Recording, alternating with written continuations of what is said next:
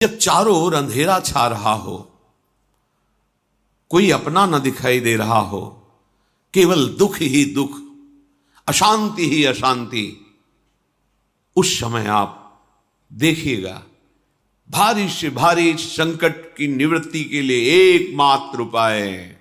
यदि आप भजन नहीं करते तो आप दिमाग में लिख लीजिए, चाहे अपनी नित्य डायरी में लिख लीजिए। आप एक बात पर विश्वास कर लीजिए कि आपको कोई भी सुखी नहीं कर सकता।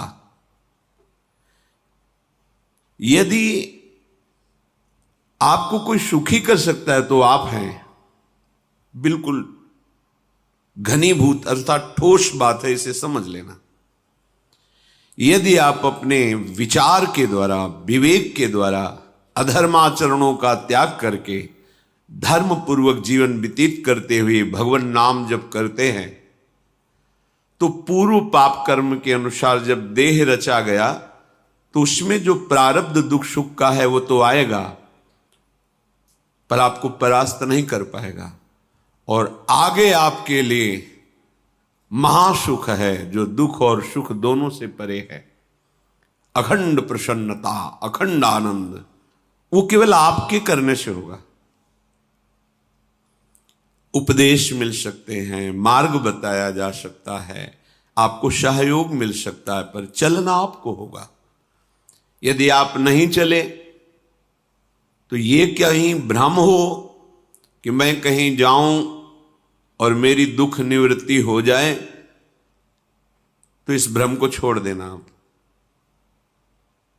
क्योंकि हम आप तो बहुत छोटे जीव हैं, अर्थात बहुत लघु तपस्या, लघु पुण्य वाले हैं। हम उन महापुरुषों की बात करते हैं जिन्होंने आजीवन ऐसा तप संचय किया, फिर भी उनके शरीर में भारी से भारी दुख देखे गए। ये दुख और सुख एक भ्रमात्मक इंद्रजाल है माया का, ना दुख है न सुख है। जैसे जो सपने सिर काटे कोई, बिन जागे दुख दूर न होई, ऐसे स्वप्न में तुम चक्रवर्ती सम्राट बन जाओ तो जगने पर तुम थोड़ी रहोगे, तुम जो हो वही होगे। हम भगवान के चिदानंद अंश हैं। ये भूल कर हम अपने को स्त्री पुरुष, अच्छा बुरा, धनी निर्धन, दुखी सुखी आदि आदि बहुत सा प्रपंच है, इसे हम अपने दिमाग में बैठा लिया है। जब तक आप ये प्रपंच नहीं छोड़ोगे तब तक आपको सुखी कोई कर ही नहीं सकता, क्योंकि दुखालयम नाशवान संसार का तो तुमने अस्तित्व रखा है। अगर ये किसी के दूर करने से होता तो स्वयं जगत गुरु परब्रह्म परमात्म तत्व भगवान श्री कृष्ण सामने हैं और अर्जुन को कह रहे हैं, मात्रा स्पर्शास्तु कौन्तेय शीतोष्ण सुख दुखदा आगमा पायनो अनित्यास्ता स्थितिक्षस्व भारत। हे भारत, हे अर्जुन, ये आने जाने वाले अनुकूलता प्रतिकूलता, गर्मी शीतलता, अर्थात काम क्रोध लोभ मोह मद मत्सर अपमान निंदा, ये सब ताप पहुंचाते हैं। अनुकूलता सम्मान यश कीर्ति धन वैभव, मानी हुई मान्यता, ये सब शीतलता पहुंचाते हैं। ये उष्णता और शीतलता, अनुकूलता और प्रतिकूलता आने जाने वाले हैं। भगवान ये नहीं कह रहे मैं मिटा दूंगा, कह रहे तास तितिक्षस्व भारत, हे अर्जुन ये तुम्हें सहना होगा। यदि तुम इसे सह गए तो तुम्हारे हृदय में ऐसी स्थिति प्रकट हो जाएगी कि फिर ये स्पर्श भी नहीं कर पाएंगे। सहने से तुम्हारी भक्ति बढ़ेगी, तुम्हारा चिंतन बढ़ेगा, तुम्हारा स्मरण बढ़ेगा, सत्य वस्तु के लिए, सत्य तत्व के लिए तुम सुखी हो जाओगे। बिल्कुल खुली बात। आडंबर नाटक पाखंड इसकी जरूरत नहीं है। प्राकृतिक भोगों में सुख बुद्धि, देहाभिमान, विद्या रूप महत्व कुल धन यौवन अभिमान, यही तुम्हारे दुख का मूल है और ये कोई दूसरा नहीं हटा सकता। ये तुम्हें अपने विवेक सत्संग से प्राप्त हुए विवेक के द्वारा, शास्त्र स्वाध्याय से प्राप्त हुए विवेक के द्वारा इसे तुम्हें त्यागना है। दुख तुम पकड़े हो तो छुड़ा कौन सकता है? छुड़ाना तो आपको ही पड़ेगा। अगर कोई वादा करता है कि मैं आपको दुख रहित कर दूंगा, मुझे आज तक समझ में नहीं आया। दुख रहित होने का जो उपाय है वो गुरुजन, महापुरुष, संत जन बताते हैं कि जब चारों ओर अंधेरा छा रहा हो, कोई अपना न दिखाई दे रहा हो, केवल दुख ही दुख, अशांति ही अशांति, उस समय आप देखिएगा कोई एक है जो आपको बहुत प्यार कर रहा है। वो हमारे प्रभु हैं। आप जिनकी तरफ पीठ किए हो और जहां दुख है उधर मुख किए हो, वापस घूमो, सन्मुख होइएगा। सन्मुख होए जीव मोहि जबहि, जन्म कोटि अघनाशों तबहि। करोड़ों जन्मों के पाप नष्ट कर देते हैं भगवान। जहां प्रभु की तरफ हुए तो पता चला बहुत जन्मों से बिछुड़ा था, वो मेरे स्वामी मिल गए। भारी से भारी संकट की निवृत्ति के लिए एकमात्र उपाय भगवान श्री हरि का आश्रय, उनके नाम का जप। सत्य मान लीजिए, आडंबर से कुछ नहीं होना। चाहे जितने जंतुर बांध लो, चाहे जितना जो कुछ जादू टोना जो मन आवे सो कर लो, बारी मथे घृत होए बरु शिकताते बरु तेल, बिनु हरि भजन न भवतरी यह सिद्धांत अपेल। विनिश्चितम बदामि तेन अन्यथा वचांस में हरि भजन्ति नरा। अटल बात है, यदि भजन नहीं करोगे तो तुम्हें कोई सुखी नहीं कर सकता। तात्कालिक आपको ऐसा लग सकता है मेरा काम बन गया, नहीं, वो तत्कालिक है। हमारा काम बनना तो तब होगा जो हमारा आवागमन मिट जाए, सदा सदा के लिए मुझे ऐसी वस्तु प्राप्त हो जाए कि जहां चाह ही खत्म हो गई, जहां दुख ही खत्म हो गया। वो हमारा स्वरूप है, वो हमारे आराध्य देव हैं। प्रार्थना मान लीजिए, भटकाव से बचिए। ये कलिकाल मलायतन मन कर देख विचार, श्री रघुनाथ नाम बिन नाहिन आन आधार। महापुरुषों ने स्पष्ट कहा है। ये मलायतन मल का आगार है। मल माने कामना, नाना प्रकार की वासना, भ्रष्ट आचरण, छल कपट, दंभ पाखंड, बोलबाला, इसका एकमात्र श्री भगवान का नाम आधार है।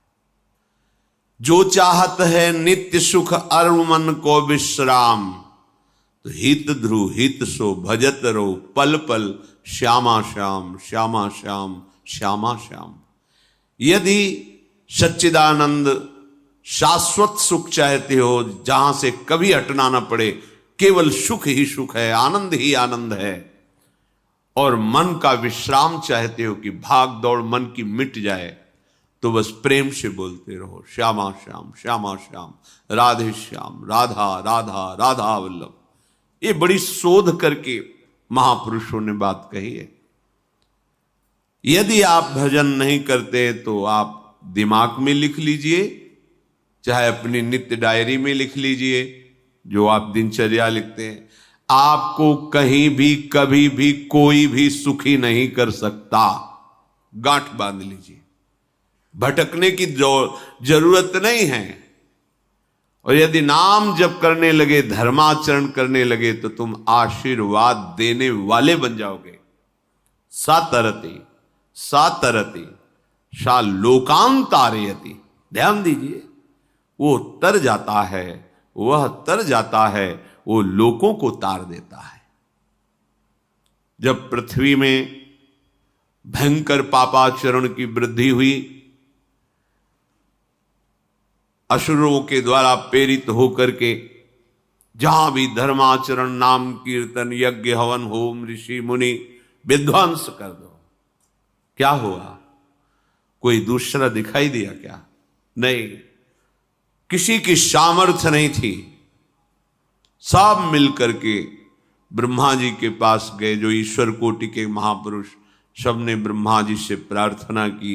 ब्रह्मा जी ने कहा, हम भी जिनके सेवक हैं वही प्रभु अब हमारे दुख का निवारण कर सकते हैं। सोचो, आप किसी और से दुख निवृत्त कराना चाहते हैं? जिसने सृष्टि बनाई है, भगवान ब्रह्मा जी भी कह रहे हैं मैं जिनके सेवक हूं वही प्रभु हमारे और आप सबके दुखों का निवारण करते हैं। तो आपको समझ में नहीं आ रहा कि एकमात्र भगवान श्री हरि ही हमारे दुख का निवारण कर सकते हैं। हमें कहीं भागने दौड़ने की जरूरत नहीं है। साधु समागम इसलिए किया जाता है कि हृदय पवित्र हो जाए, पवित्र हृदय की पहचान बुद्धि में विवेक का प्रादुर्भाव हो जाए, और विवेक से मोह का नाश करके हम निरंतर प्रभु के प्रेम में डूबे, भजन में डूबे। सबने एक साथ मिलकर के विचार किया कि महासुख सिंधु प्रभु से विनय करनी तो कहां जाया जाए? वैकुंठ चले, किसी ने कहा क्षीर सागर चले। अपनी अपनी भावना व्यक्त कर रहे थे। तेहि समाज गिरजा में रहेऊ, अवसर पाई वचन एक कहेऊ, हरि व्यापक सर्वत्र समाना, प्रेम ते प्रगट होई मैं जाना। हे गिरिजा, परम वैष्णवाचार्य भगवान महादेव जी कहते हैं, उस देव समुदाय में हम भी थे। हमने कहा कि हमारे तो हृदय में बात ऐसी आती है कि कहीं भागने की जरूरत नहीं है। हरि व्यापक सर्वत्र समाना, जैसे वो वैकुंठ में विराजमान है, क्षीर समुद्र में विराजमान है, ऐसे कण कण में विराजमान है। बस तुम प्रेम से पुकारो, जहां पुकारोगे वहीं प्रभु प्रकट हो जाएंगे। नाम बाणी जहां श्याम श्यामा तहां, नाम बाणी निकट श्याम श्यामा प्रगट।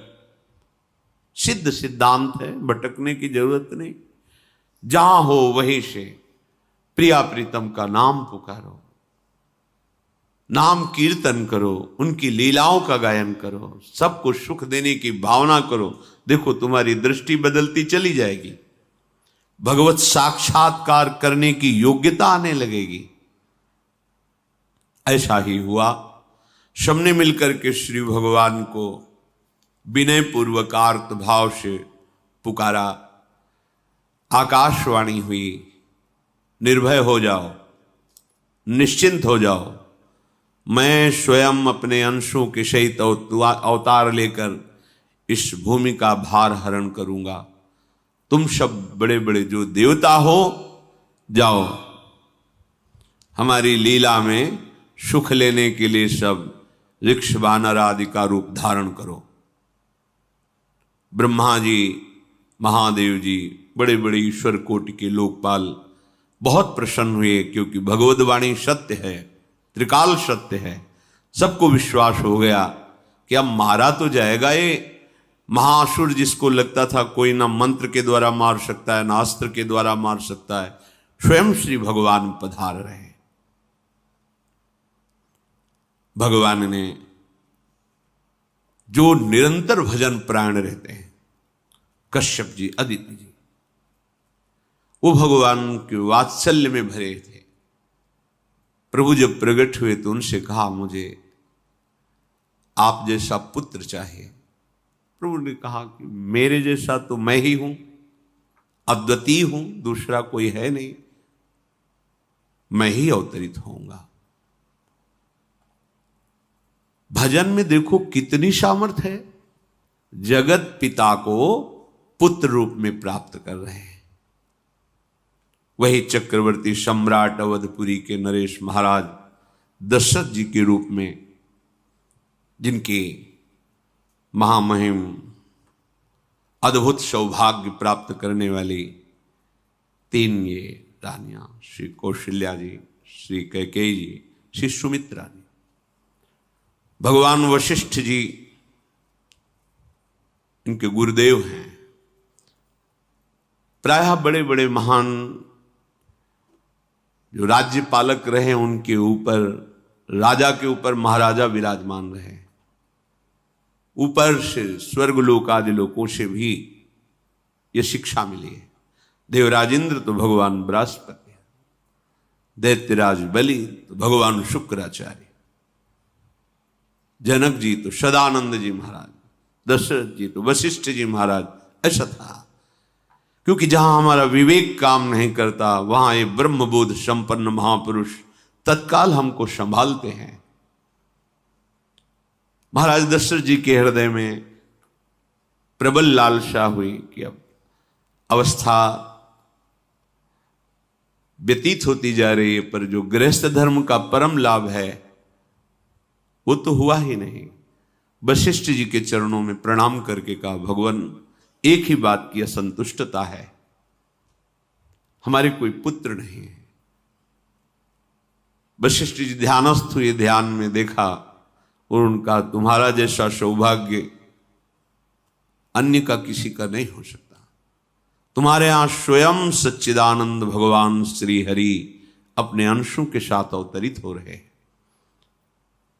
श्रृंगी ऋषि को बुलाया गया, पुत्रेष्टि यज्ञ करी, उसमें साक्षात भगवान अग्निदेव प्रकट होकर के खीर दिया और कहा अपनी रानियों को पवा दीजिए। वशिष्ठ जी के आज्ञा के अनुसार उस खीर को 2 भाग में किया। प्रथम भाग श्री कौशल्या जी को दिया, जो दूसरा भाग था उसके 2 भाग किए, उसका 1 भाग कैकेयी जी को दिया। अब जो 1 भाग बचा उसके 2 भाग किए और वशिष्ठ जी की आज्ञा के अनुसार 1 माता कौशल्या जी को, 1 कैकेयी जी को दिया। उन्होंने अपने हाथ से सुमित्रा जी को दिया। तो सुमित्रा जी के गर्भ से लक्ष्मण और शत्रुघ्न, कौशल्या जी ने जो भाग दिया उससे लक्ष्मण जी प्रकट हुए, जो रामचरण अनुरागी, अद्भुत अद्भुत हरि प्रेमी। शत्रुघ्न जी भरत चरणों का आश्रय लिए हुए राम जी का सेवन करते हैं।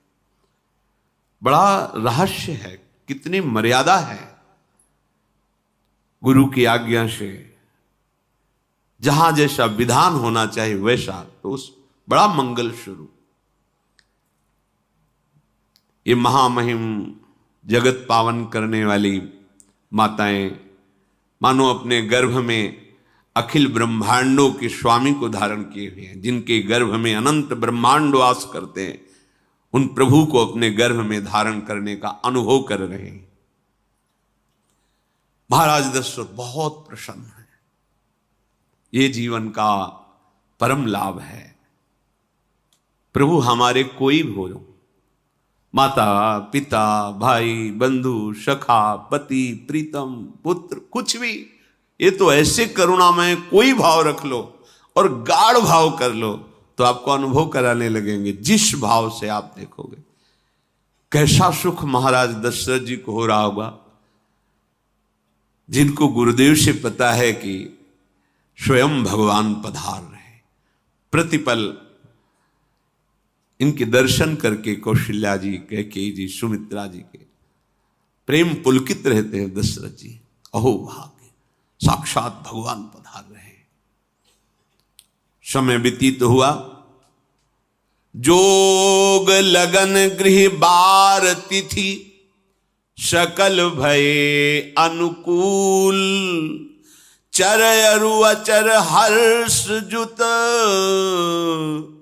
राम जन्म सुख मूल। ठीक योग लगन ग्रह वार तिथि सब अनुकूल हो गई। कब? जिसके हृदय में प्रभु का प्रकाश हो जाता है। जो प्रभु के भजन में रहता है तो योग लगन ग्रह वार तिथि नक्षत्र सब अनुकूल हो जाते हैं। जो पे कृष्ण चरण मन अर्पित, तो करी है का नवग्रह रंग। सब ग्रह नक्षत्र वार तिथि, ये जितने भी विघ्न कारक या शुभ कारक है, ये सब शासन में रहते हैं जिसके हृदय में भगवान नाम चल। जिते विनायक शुभ अशुभ ये विघ्न करे नहीं कोई, क्योंकि भगवान का नाम चल रहा है, हृदय में भगवान प्रकाशित हो गए हैं, परमानंद अनुभव होता है। ऐसे भगवान जगत में प्रकट हो रहे हैं। ये तो कभी कभी अवतार होता है, पर ये अवतार होता ही रहता है। भगत के हृदय रूपी महल में अवतार होता रहता है। जो निरंतर भगवत चिंतन परायण अपने अहम को भगवान के चरणों में समर्पित किया तो भय प्रकट कृपाला, यही हृदय में प्रकाशित हो जाते हैं। हृदय में ही दिव्य वृंदावन प्रिया प्रीतम दिव्य लीला। चैत्र का महीना, नवमी तिथि, शुक्ल पक्ष, अभिजीत मुहूर्त, ठीक दोपहर का समय 12 बजे सब लोगों को परमानंद प्रदान करने वाले प्रभु पधारे। शीतल मंद सुगंधित वायु बह रही है, देवताओं की दुंदुभियां बज रही, पुष्पों की वर्षा हो रही, बड़े बड़े ऋषि मुनि नृत्य कर उठे। जैसे साधना का फल मिलता है हृदय आनंद में, आज समस्त साधनाओं के फल स्वयं मंगल मूर्ति प्रभु पधार रहे। सब महात्माओं का, संतों का हृदय अलौकिक आनंद से भरा हुआ है। पृथ्वी जितनी दिव्यता है सब प्रकाशित कर दी। रस भरे फल, औषधियां, दिव्य मणियां, रत्न जो छुपाए हुए अपने गर्भ में थी, प्रभु आ रहे, सब प्रकाशित कर दी। जलधाराएं जो सूखी हुई थी वो भी।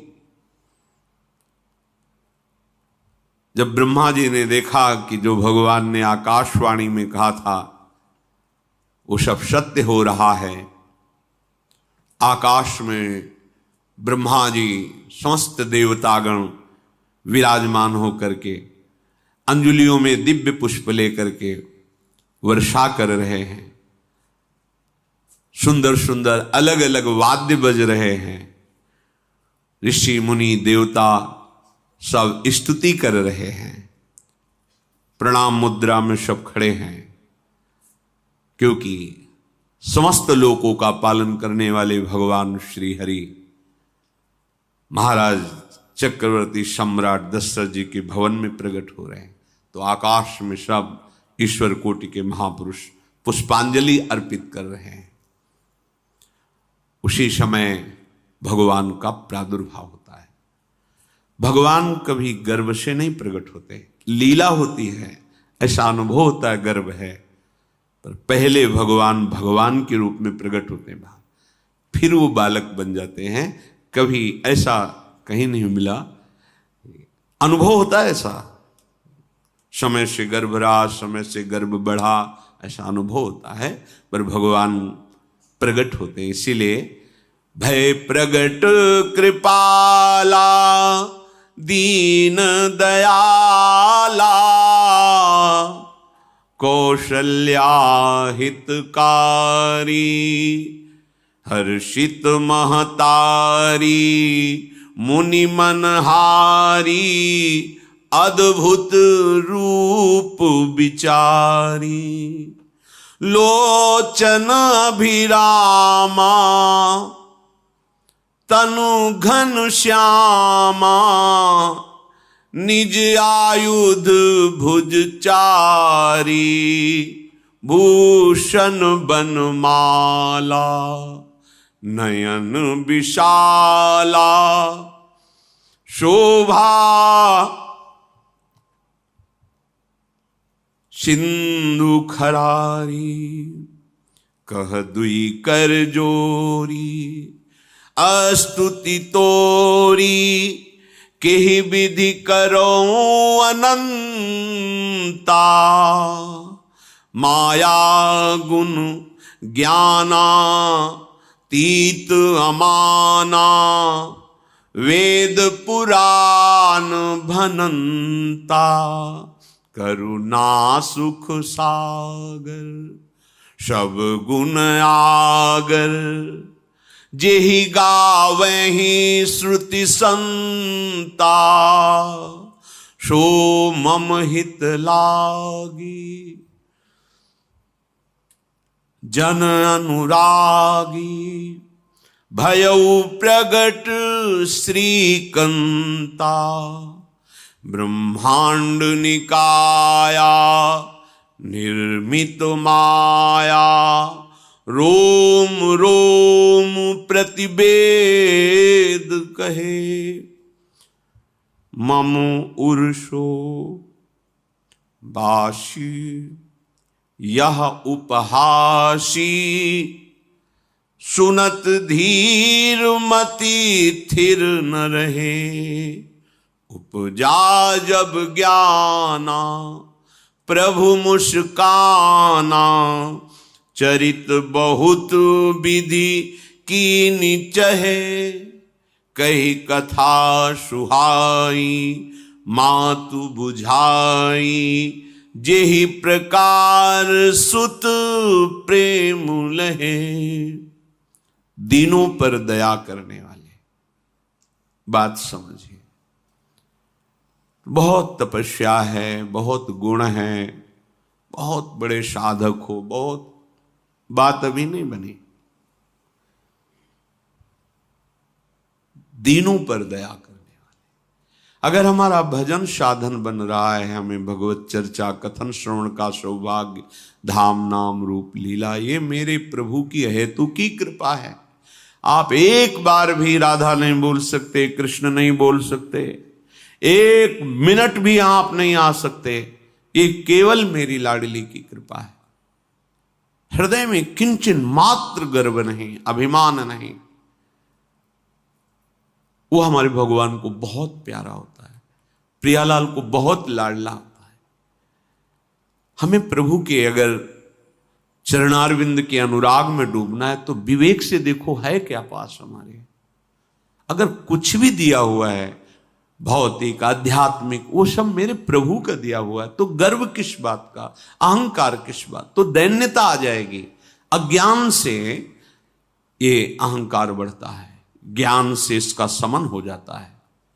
चाहे भौतिक हो चाहे आध्यात्मिक हो, मेरे को सब कुछ मेरे प्रभु ने तो दिया है। ध्यान देकर देखो तुम्हारी उपज क्या है, तुम भी तो उन्हीं के अंश हो। न तुमने शरीर बनाया, न संसार बनाया, तो फिर अध्यात्म तो भौतिक अध्यात्म सब कुछ मेरे प्रभु का दिया हुआ है, सब कुछ प्रभु में है, तो फिर अहंकार किस बात का, दैन्य हो जाओ।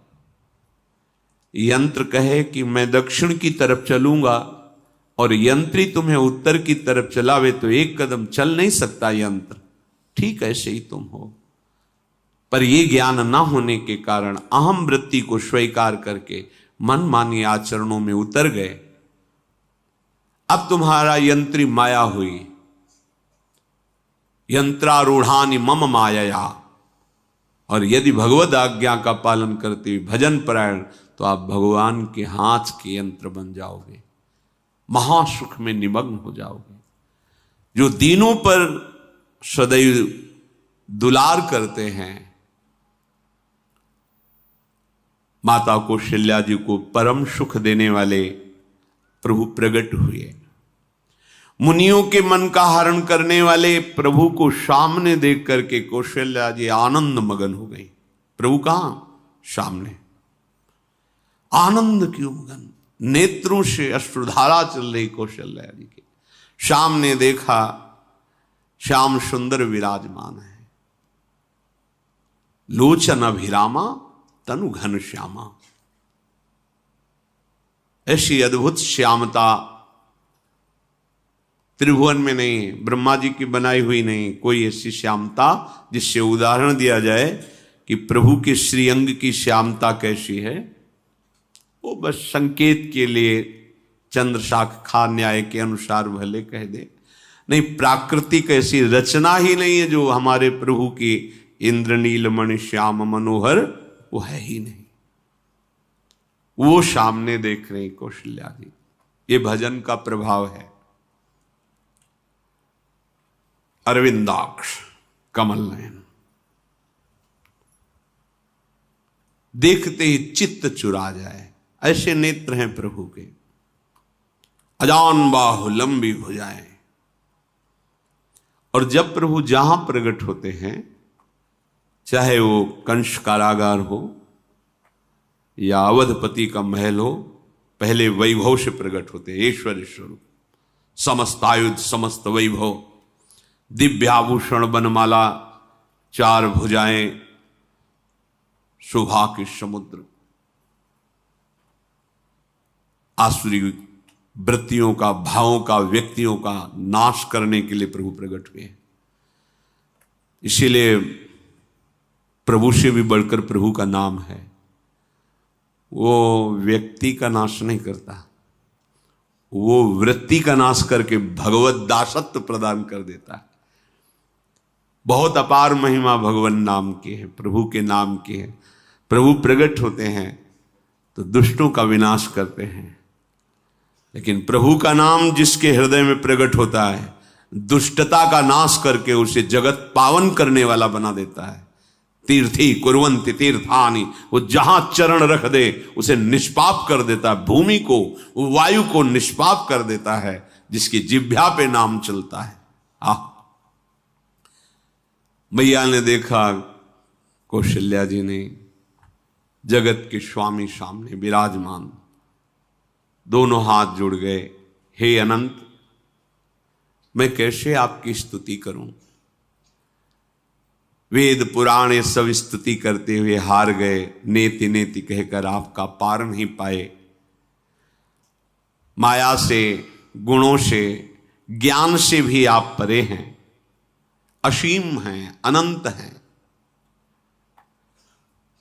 श्रुतियां, संतजन सदैव आपका यश गान करते रहते हैं। हे दया के समुद्र, हे शब्द, सुखों के धाम, गुणों के धाम, भक्तजन सदैव आपका गान करते रहते हैं।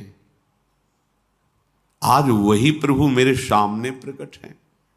हे श्रीपति, आप मुझे सुख प्रदान करने के लिए मेरे नेत्र गोचर हुए। अरे जिनके रोम रोम में अनेकों ब्रह्मांड वास करते हैं, एक रोमकूप में अनेकों ब्रह्मांड वास, वो प्रभु मेरे पुत्र कहलाए, ये तो हंसी की ही बात है। मेरी बुद्धि विचलित हो रही। कहां आप असीम महिमा अनंत विराट, आप मेरे पुत्र। जब ऐसा वर्णन कर रहे तो प्रभु मुस्कुराए।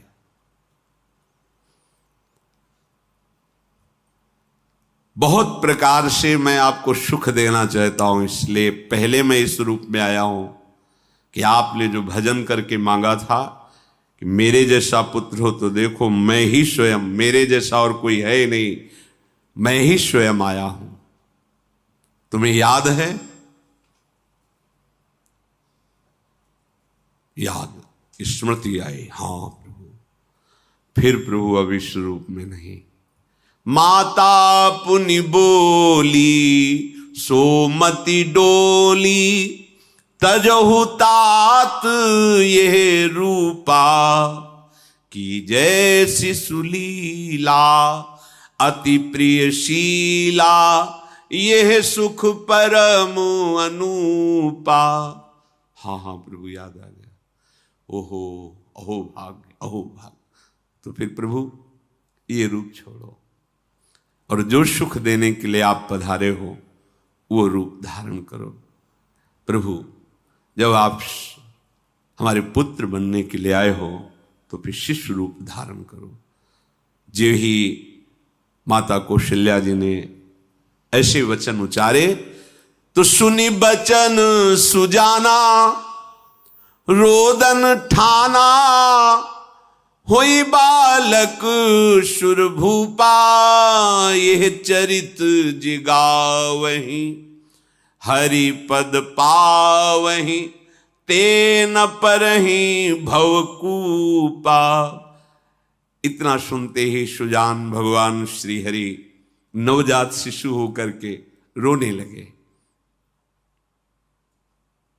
जो इस पावन चरित्र का गान या श्रवण करता है वो कभी दोबारा इस संसार में जन्म नहीं लेता है। भगवान के कैसे महामहिम चरित्र, देखो अभी भगवान प्रकट हो रहे हैं और उसका फल बता रहे कि जो भगवान की इस पावन लीला का गायन या श्रवण करेगा, दूसरे साधन बने न बने, निश्चित वो भगवत प्राप्त हो जाएगा। इसका फल ही है ये चरित जे गावहीं हरि पद पावहीं, ते न परहीं भवकूपा।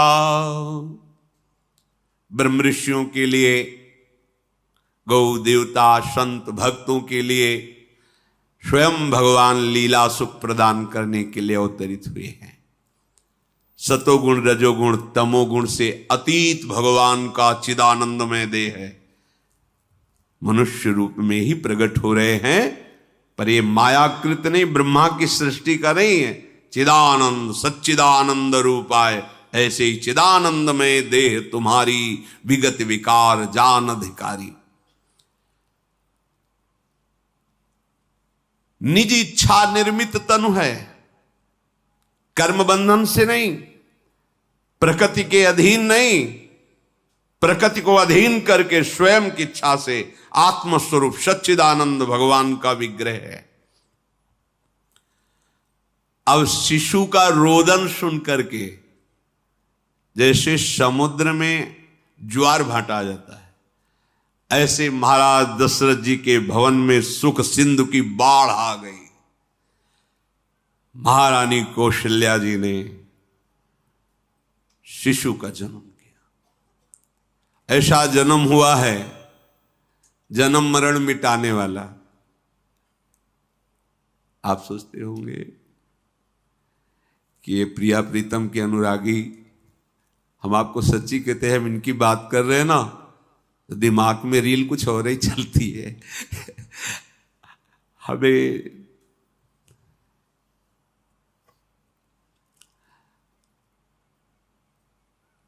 आनंद की उमगन मेरे प्रभु है।